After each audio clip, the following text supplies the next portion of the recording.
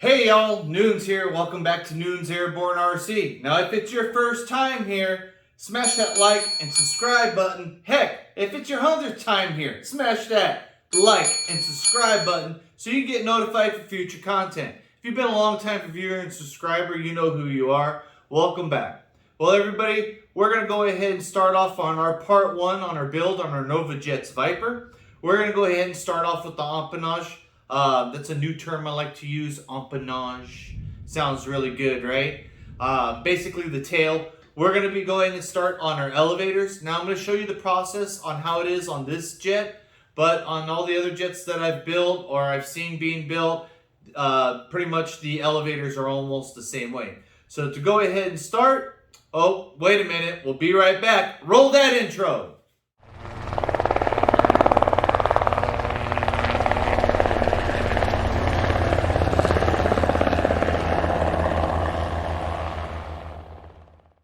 Get some! Welcome back, y'all. So we're going to go ahead and start, like I said previously, with the elevators. So we're going to go ahead and grab our 2 elevators out of here. We're going to go ahead and grab our servos. Like I said before, I'm going to be using the Torq CL 1208.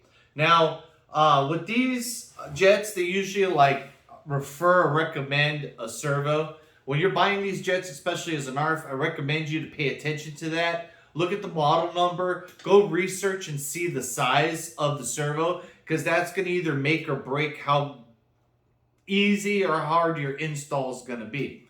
So with this servo right here, it's a pretty much, like I would say standard size. It's about 15 millimeters wide, 35 millimeters long, and I believe it's 30 millimeters tall. The torque on these things are ridiculous. These servos work amazing. I used them in my Rebel Hot and they were pretty much a drop-in fit. I had to do a little shaving on the elevator, and looking at this one, I think I'm going to have to do the same thing. So on top of the 2 elevators that you'll need, or horizontal stabilizers for your empennage and your servo, I anticipate I'm going to need my X-Acto knife. Now I do have 2 files. I have my trusty file. This is a file for metal. It does do wood. It's when I want to take little stuff off. And then right here, I have a needle file set from Home Depot. This works great because it's just small enough to do the delicate stuff and not really hog out a lot of wood. Now, you could use a Dremel, but I don't recommend that because you might take off more wood than you need. And then now you got play in your servo and you're going to throw your geometry off. Pin vise.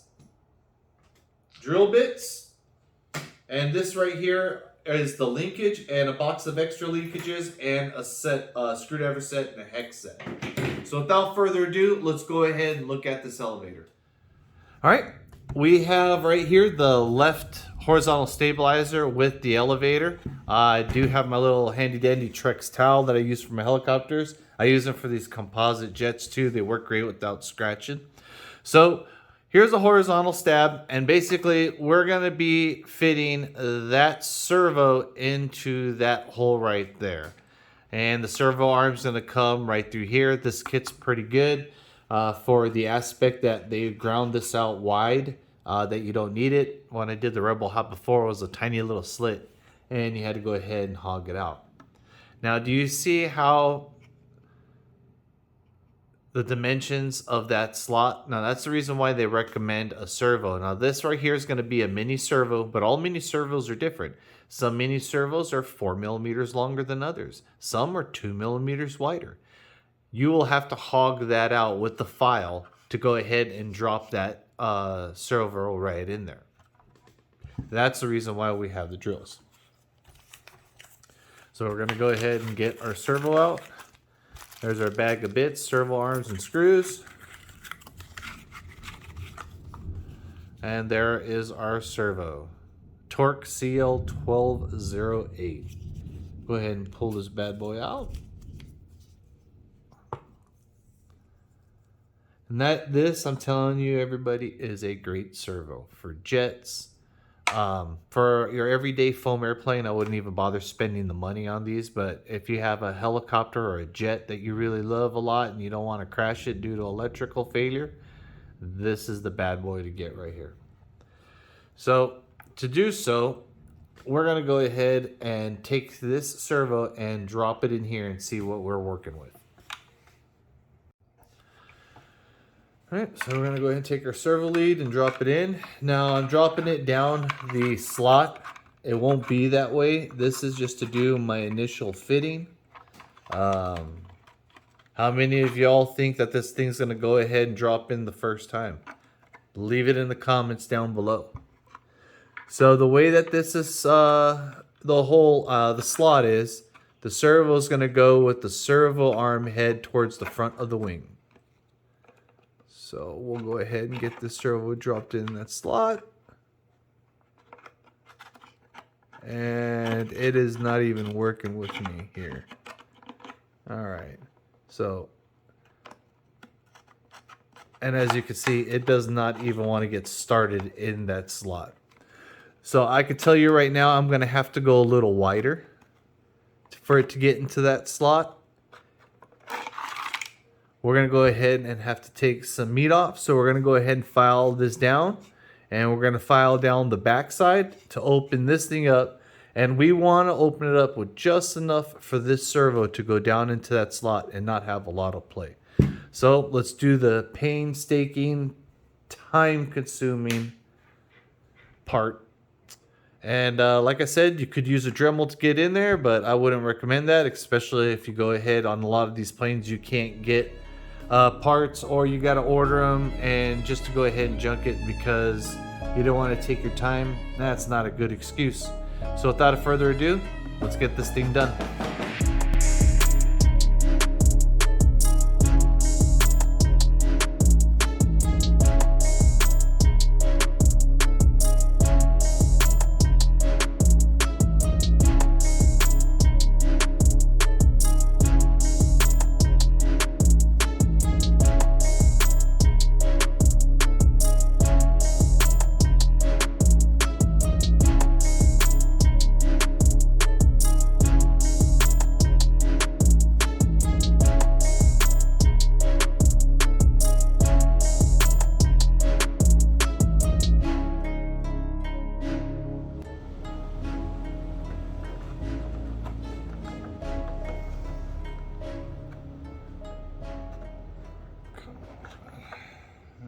Got it in there.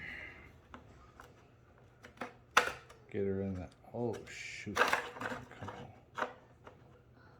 Like I said, everybody, she's really tight. Okay, got her in there. Well, happy, joy. I don't know if you guys can see that. Let me go ahead and adjust this camera. But she's in there. So now we're going to go ahead, remove the servo, dress her up so we can go ahead and drill our holes.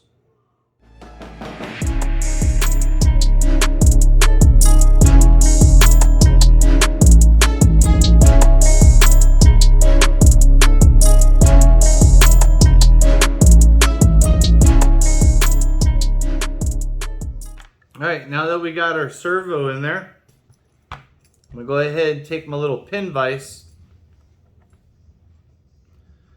And I'm going to go ahead and drill out the holes that I need for the screws that I'm going to go ahead and install. And I do have my drill bit is a little smaller than my screws right here, and we will reinforce it with CA. So all I do for this, I take my pinhole vise, I'll go ahead and I'll line it up with the hole. And I just hold it as still as possible, and I just go ahead and drill it by hand. Could you do this with a power tool? Yeah. Would it be okay? Most likely. But this way, you have total control on it. You can feel the wood, you can feel the resistance. Now the wood formers on a lot of these elevators, they're not that thick, so you can crack them very easy. On a jet, I was helping to build a buddy. We had to go ahead and reinforce that with even more wood because it was really light. So we got that one already done. And what I like to do is I like to go ahead and throw in my screw just to hold that servo still so I can go ahead and do all the other ones.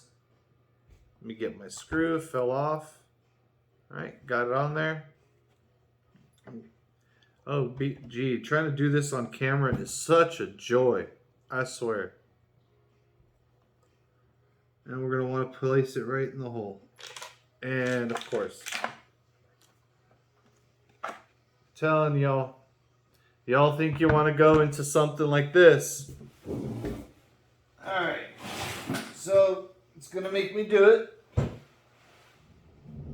I have these little tiny magnets. They're strong as you know what. And I use them when I'm doing like canopies on my helicopters. They do really good holding things on the outside. So when I'm having an issue with something like this in a screw, I will take that magnet, I'll put it on right there. I got an instant magnetized tip.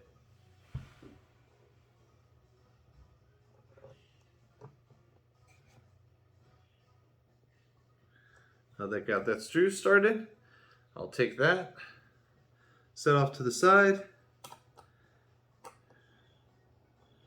I'll go ahead and screw this in by hand, paying attention to not over torque it. If I feel resistance, I'll back it out.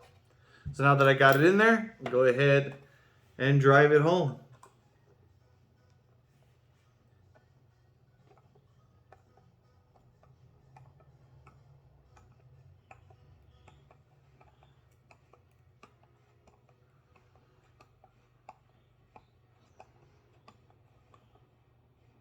Just touch it up. She's nice and tight. Hopefully you guys can see that. Now I'm going to go ahead and do the rest of the 4 screws and we'll be right back. All right, now that we got that servo right there in the hole, before I go ahead and do anything further with this elevator, I'm going to go ahead and do everything I've done to this to the other elevator, and we'll be right back. All right, we're back. We went ahead and did the same thing to the other elevator. Now what I did do on this one is I went to see on how I would route the wire and how good the elevator was in there. So let's go ahead and get my control surfaces off of there.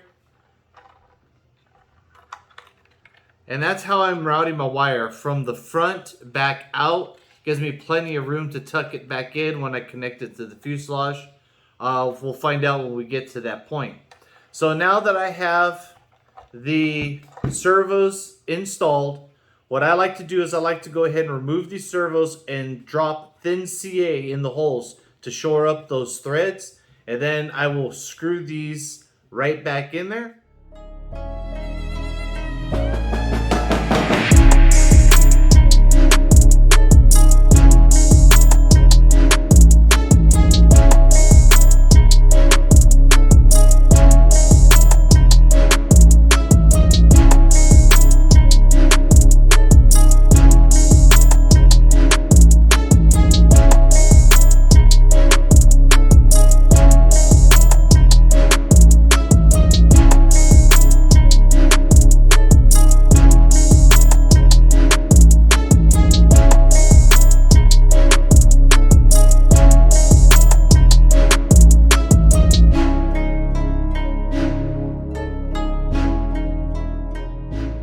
And there we are, one finished elevator, all said and done. I got the wire routed through the front.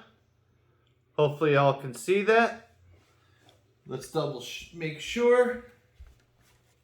I want you guys to get cheated. There you go. So you got the servo in there and the wire lead routed through the front right here. So we're gonna go ahead and get the other side done and we'll be right back.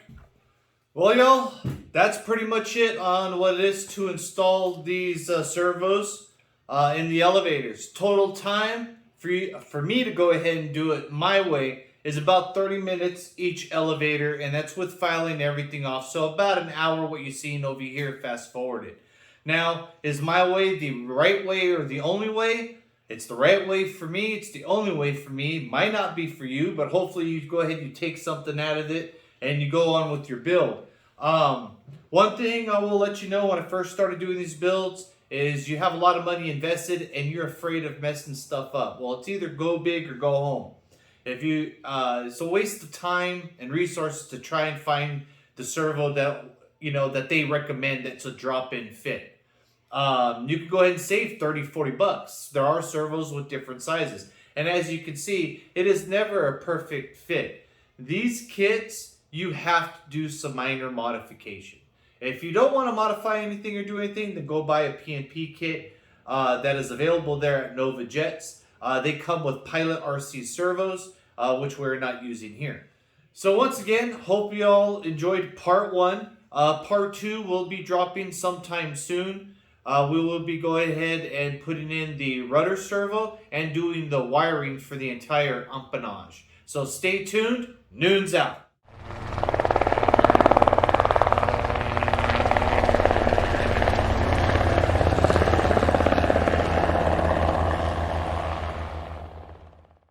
Get some!